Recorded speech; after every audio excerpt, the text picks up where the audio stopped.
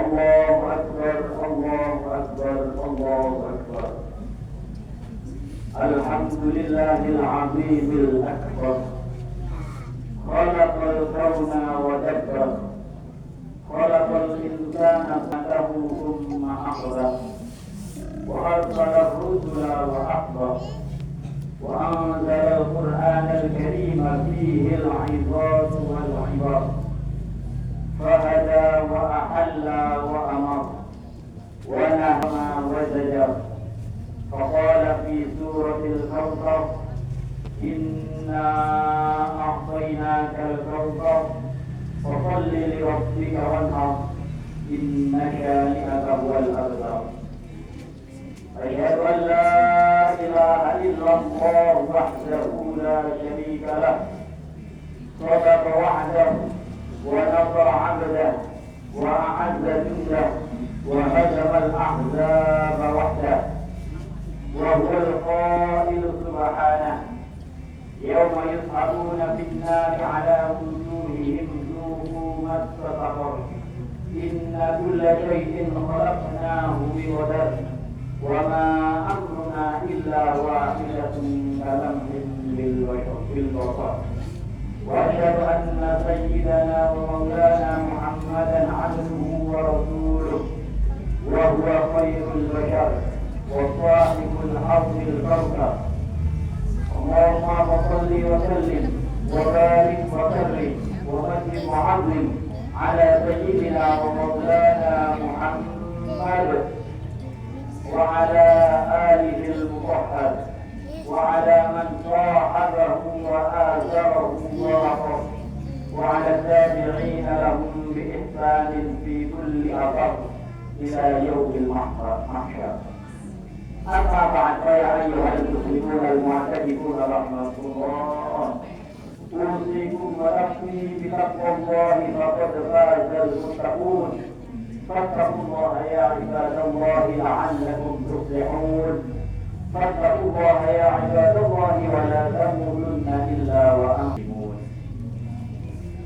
Hadirin dan jamaah salat Idul Adha dirahmati oleh Allah Subhanahu wa taala. Pertama dan utama untuk perhatian kepada diri khotib khususnya, umumnya kepada para hadirin dan hadirat semuanya di kesempatan yang berbahagia ini, di hari yang penuh berkah dan bersejarah ini, marilah kita senantiasa memupuk dan meningkatkan kualitas keimanan dan ketakwaan kita kepada Allah Subhanahu wa taala. Tidak ada jalan lain selain dengan berusaha menjalankan segala hal yang telah menjadi perintahnya Allah dan juga dengan sekuat tenaga berusaha menjauhi segala hal yang menjadi larangan-larangan Allah Subhanahu wa taala. Karena takwa inilah yang insya Allah akan menjamin kita selamat dan menemukan kesejahteraan mulai dari dunia yang fana yang hanya sementara ini sampai besok di akhirat. Masyaallah hadirin jemaah salat Idul Adha rahimahullah. Seringkali kita mendengar atau bahkan proses-proses sebelumnya juga menjelaskan tentang bagaimana sejarah disyariatkannya hari raya Idul Adha itu. Tidak lain tidak bukan adalah karena apa yang telah terjadi di antara Nabi Ibrahim, seorang Khalilullah kekasihnya Allah, dan anaknya yaitu Nabi Ismail. Yang mana kemudian kisah ini diabadikan oleh Allah Subhanahu wa taala di dalam Al-Qur'an sampai kepada firman-Nya, a'udzubillahi minasyaitonir rajim, falamma balagha ma'ahu sa'ya qala ya bunayya inni ara fil manami anni adbahuka fanzur madza tara qala ya abati if'al ma tu'mar fatajidni insyaallah minal sabirin. Yang artinya kurang lebih ketika anak itu yaitu Nabi Ismail yang masih kecil pada umur di mana ia sanggup bekerja bersamanya, Ia, yaitu Nabi Ibrahim berkata, wahai anakku, sesungguhnya aku bermimpi bahwa aku menyembelihmu, maka pikirkanlah apa pendapatmu. Maka Nabi Ismail yang masih kecil itu pun menjawab, wahai ayahku, lakukanlah apa yang diperintahkan Allah kepadamu. Insya Allah engkau akan mendapat itu termasuk orang-orang yang beriman. Asyarul hadirin jemaah salat Idul Adha rahimahullah. Yang perlu kita titik beratkan adalah hubungan kedekatan emosional antara seorang Nabi Ibrahim sebagai ayah dengan Nabi Ismail yang masih kecil sebagai seorang anak, sehingga jika Allah memerintahkan untuk melaksanakan satu hal yang mungkin bisa membahayakan nyawanya, Nabi Ismail yang masih kecil itu pun mendukung dan sepenuhnya mau untuk diajak taat melakukan perintah Allah tersebut. Kita semua tahu setiap keluarga mendapatkan anak keturunan yang soleh, taat dan sehat serta berguna bagi agama manusia tersebut. Dambaan ini sesuai dengan doa yang selalu dibacakan oleh Nabi Zakaria alaihissalam kepada Allah agar diberikan zuriyah thayyibah atau anak keturunan yang baik, baik itu dalam agama, pendidikan, kesehatan, ekonomi dan sosialnya. Hal ini terwujud di dalam surat Al-Imran ayat 38. Hunalika da'a Zakaria rabbah qala rabbi hab li min ladunka dzurriyyatan thayyibah innaka sami'ud du'a. Oleh karena itu untuk mencapai tujuan tersebut dibutuhkan pendidikan yang benar sesuai dengan ajaran Islam. Model pendidikan yang tepat dapat dikaji dari berbagai ayat di dalam Al-Quran, yang mana salah satunya adalah apa yang terjadi antara Nabi Ibrahim dengan putranya Nabi Ismail alaihissalam. Ayo hadirin, Idul Adha rahimahullah. Metode atau cara mendidik Nabi Ibrahim kepada putranya Nabi Ismail yang terkandung dan disebutkan di dalam Al-Quran mungkin kita kutip dengan beberapa poin di bawah ini. Yang pertama adalah memilih istri yang salihah. Istri salihah akan melahirkan anak yang salihah, karena ibu merupakan sekolah pertama bagi anaknya. Tanpa kesalihan ibu akan sulit mendidik anak untuk patuh dan taat berbuat serta orang tua. Siti Sarah adalah istri pertama bagi Nabi Ibrahim. Dan di beberapa riwayat disebutkan dia bukan wanita cantik dan menawan, tetapi yang paling menonjol adalah dia adalah wanita salihah. Sekian lamanya belum dikaruniai anak oleh Allah. Atas Siti Sarah yang salihah tersebut, Nabi Ibrahim kemudian menikah dengan seorang wanita, bukan wanita kaya, tetapi adalah seorang muda yang berkulit hitam, hidupnya sederhana, akan tetapi taat kepada Allah dan berakhlak mulia, yaitu adalah Siti Hajar. Yang mana kemudian dari hasil pernikahan inilah Nabi Ibrahim dikaruniai seorang anak yang kemudian diberi nama Nabi Ismail alaihissalam. Kemudian yang kedua, berdoa kepada Allah agar dikaruniai anak yang saleh. Kita tahu semuanya bahwasanya Nabi kita Ibrahim itu bergelar Khalilullah atau kekasihnya Allah. Akan tetapi gelar itu tidak menipu beliau. Beliau tetap selalu berusaha zahir batin. Bahkan beliau juga tetap berdoa kepada Allah memohon untuk diberi anak yang saleh. Bagi yang tercantum dalam surat Al-Qur'an ayat 10 yang mungkin beberapa dari kita juga memiliki pemahaman doa tersebut, yaitu Rabbi habli minal shalihin, ya Allah, wahai Tuhanku, karuniakanlah kepadaku anak-anak yang saleh. Hal ini menggambarkan bahwasanya seorang guru atau seorang tua bahkan mendidik anak tidak cukup melalui usaha lahir, tidak cukup dengan terpenuhinya kompetensi yang disebut itu pedagogik, profesional, sosial dan kepribadian. melainkan usaha dasar juga penting dilakukan oleh guru dan orang tua dengan cara mendoakan anak-anaknya ataupun anak didiknya kepada Allah agar mendapatkan hidayah sehingga dia dapat menerima dan memahami ilmu dari gurunya. Kemudian metode yang ketiga adalah menjadi teladan yang baik untuk anak-anak. Nabi Ibrahim memberikan teladan terbaik kepada anak dan keluarganya selama proses pendidikan. Keteladanan merupakan metode yang paling tepat dalam proses membentuk anak menjadi manusia yang soleh. Kedudukan Nabi Ibrahim sebagai uswah hasanah atau teladan yang baik disebutkan di dalam Al-Quran terhadap beberapa ayat. Di antaranya adalah di surat Al-Mumtahan ayat 4. Berkata lakum uswatun hasanatun fi Ibrahim wal ladzina ma'ah. Yang artinya adalah sungguh benar-benar ada cerita teladan yang baik tertipu pada diri Ibrahim dan orang-orang yang bersama dengan. Bahkan disebutkan dalam teori perkembangan psikologi, usia anak itu cenderung meniru atau imitasi terhadap orang-orang di sekitarnya, terutama orang tua dan keluarga. Dalam hal ini, orang tua memberi teladan kepada anak terkait iman, ibadah, sikap maupun perilaku. Ismail yang kita kenal sebagai nabi yang mau mendukung ayahnya untuk melaksanakan perintah itu juga mempunyai sifat-sifat tersebut yang mana ini disebutkan oleh Allah dalam surat Al-Baqarah ayat 101. Wabasyarnahu bighulamin halim, maka kami memberi kabar gembira kepadanya yaitu kepada Nabi Ibrahim dengan kelahiran seorang anak yang bernama Ismail yang sangat bagus.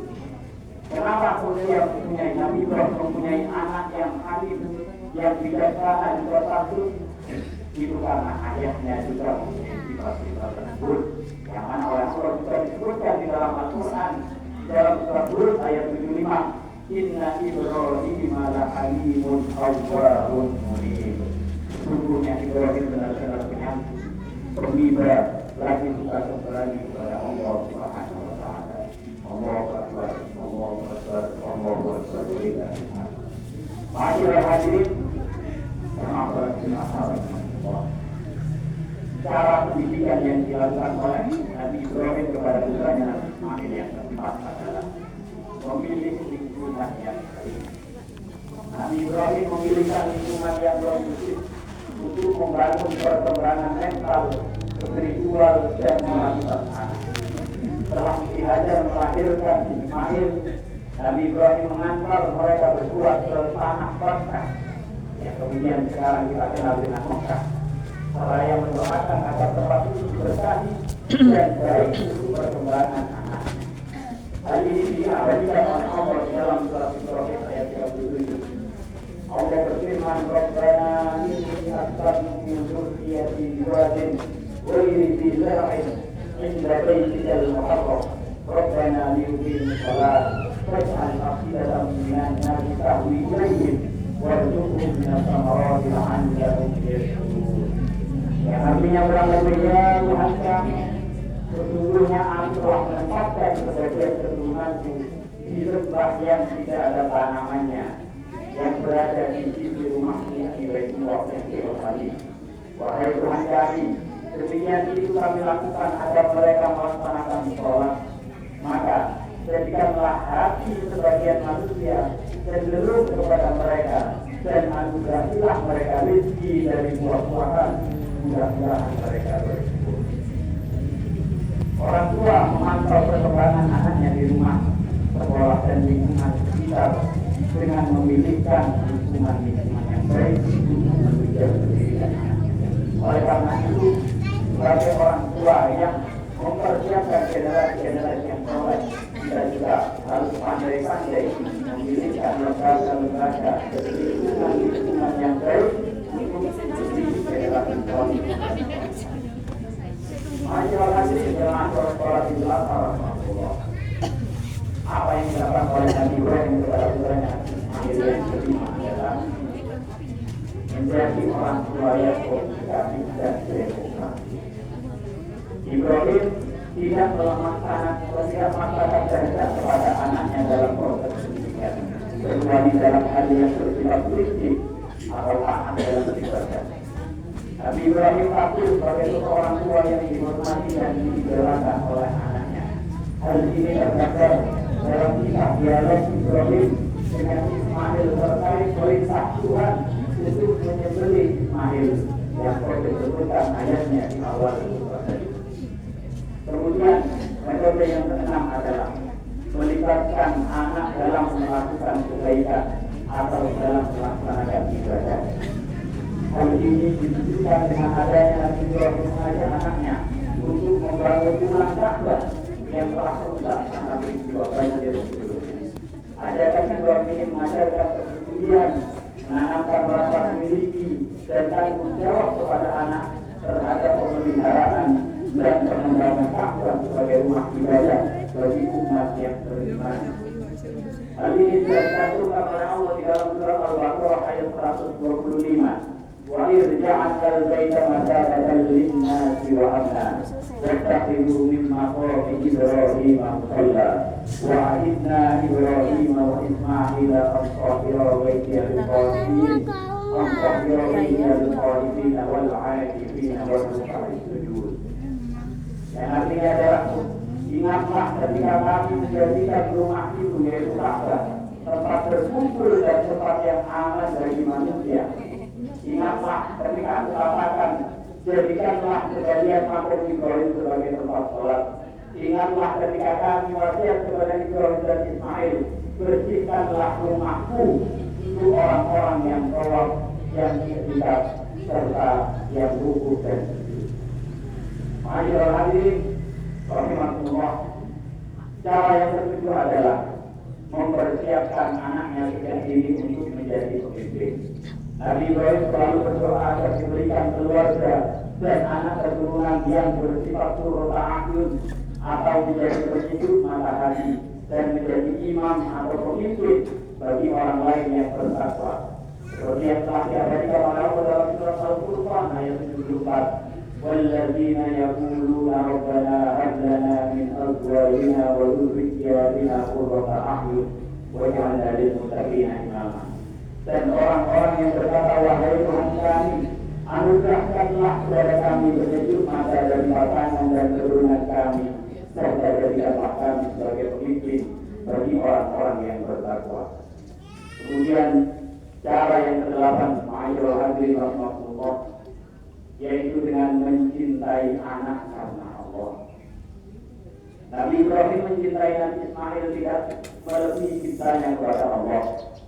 Karena kelebihan cinta kita kepada anak itu akan mendatangkan semangat bagi kita sendiri.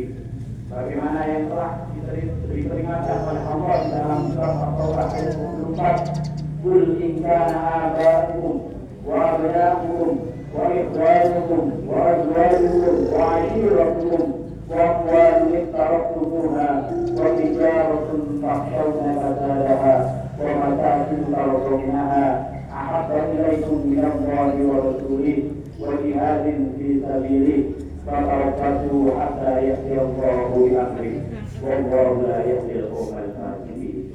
Yang artinya, katakanlah wahai Muhammad, jika bapak-bapakmu, anak-anakmu, saudara-saudaramu, pasangan-pasanganmu, keluargamu, harta kekayaan yang kamu usahakan dan perdagangan yang kamu khawatirkan kerugiannya, serta tempat tinggal yang kamu sukai, lebih kamu cintai daripada Allah dan Rasulnya dan daripada berjihad di jalannya, tunggulah sampai Allah mendatangkan keputusannya.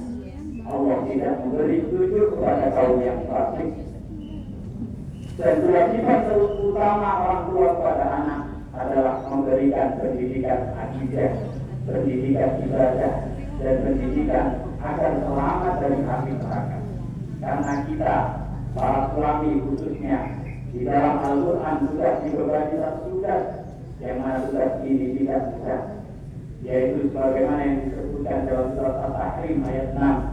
Ya ayyuhalladzina amanu qu anfusakum wa ahlikum nara wa qudha an-nas wal hijarah عليها ملائكة غلاظ شداد لا يعصون الله ما أمرهم ويفعلون ما يؤمرون. Yang artinya adalah wahai orang-orang yang beriman, jagalah dirimu dan keluargamu dari api neraka yang penjaganya adalah manusia dan batu, yang mana penjaganya adalah malaikat-malaikat yang kasar dan keras. Mereka tidak durhaka kepada Allah terhadap apa yang Dia perintahkan kepadanya dan selalu mengerjakan apa yang diperintahkan. Melihat hal ini, Rasulullah SAW juga telah memberikan batasan dan memberikan ajaran kepada kita untuk selalu mengutamakan cinta kepada Allah, cinta kepada Rasulullah, cinta kepada agama, cinta kepada ibadah, bahkan melebihi cinta kepada anak dan istri kita. Yang mana cinta ini tidak mengesampingkan kewajiban kita sebagai kepala rumah tangga. Oleh karena itu, ma'asyiral hadirin, kita semua harus selalu berusaha untuk menjadi orang tua yang baik, untuk menjadi guru-guru yang baik di mana diri kita, supaya tercipta generasi yang soleh dan solehah. Allahu Akbar, Allahu Akbar, Allahu Akbar, walillahil hamd. Ma'asyiral hadirin, jemaah yang dirahmati oleh Allah Subhanahu wa taala. Kalau kita meneliti mulai poin pertama dan sampai poin ke-8 lagi, beberapa model pendidikan tersebut mempunyai satu fondasi atau satu landasan, yaitu mendidik anak atas dasar keimanan dan ketakwaan kepada Allah Subhanahu wa taala. Sehingga terwujudlah dari pendidikan seperti itu anak-anak yang solih dan solihah. Karena anak yang solih ataupun solihah akan mampu melanjutkan estafet kepemimpinan dari generasi sebelumnya dalam rangka menyeru manusia agar beribadah kepada Allah untuk mengaturkan kehidupan dunia ini sesuai tatanan syariat yang diturunkan oleh Allah Subhanahu wa taala. Dan juga anak solih dan solihah ini bisa menjadi tabungan kebaikan bagi kita setelah kita kembali ke hadirat Allah Subhanahu wa taala. Demikianlah khutbah yang kita sampaikan di kesempatan pagi kali ini. Semoga kita semua diberikan kekuatan, diberikan hidayah, diberikan taufik oleh Allah Subhanahu wa taala supaya bisa selalu berusaha untuk menjadi orang tua yang baik, untuk menjadi guru-guru yang baik, untuk bisa mendidik anak-anak kita menjadi generasi yang solih dan solihah, generasi yang dikatakan tadi itu akhir bisa menjadi penyebab jiwa. Dan mari kita sama-sama berdoa, dan doa ini juga tidak kalah pentingnya dimanapun kita berada, kapanpun kita dipanggil oleh Allah Subhanahu wa taala. Semoga kita semua bisa membawa berjikat husnul khotimah. Amin ya rabbal alamin. Inna ahsanal kalam Allah والله سبحانه وتعالى يقول في قوله المقتدون جل وعلا واذا قرئ القران فاستمعوا له وانصتوا لعلكم ترحمون. اعوذ بالله من الشيطان الرجيم. بسم الله الرحمن الرحيم. والعصر ان الانسان لفي خسر الا الذين امنوا وعملوا الصالحات وتواصوا بالحق وتواصوا بالصبر. بارك الله لي ولكم في القرآن العظيم ونفعني وإياكم بما فيه من الآيات والذكر الحكيم وربنا إني وحفظ تلاوته إنه هو السميع العليم. وذكر الرحمن خير الراحمين. اللهم صل وسلم على سيدنا محمد وعلى